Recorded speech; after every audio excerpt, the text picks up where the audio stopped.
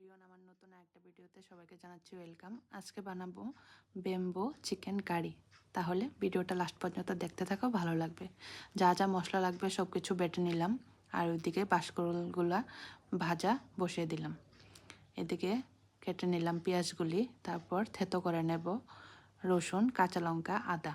আমার থেতো করা হয়ে গেছে। সব মশলাগুলি একটু সাজিয়ে নিলাম।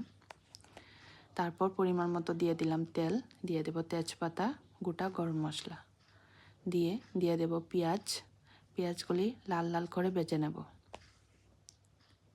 লাল লাল করে ভাজা হওয়ার পর দিয়ে দেব চিকেনগুলাও আমি একটু ভাজা ভাজা করেই রান্না করি। চিকেনগুলা আগে প্রথম ভালোভাবে ভেজে নিলাম।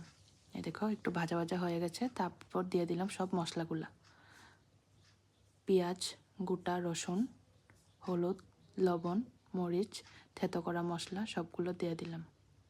তারপর নাড়াচাড়া করে ঢেকে দেব।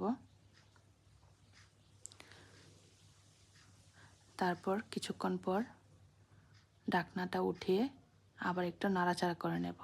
দেখো কালার চলে এসেছে, লাল লাল হয়ে গেছে। আর লাল লাল চিকেনের ঝোলে খেতে ভালো লাগে।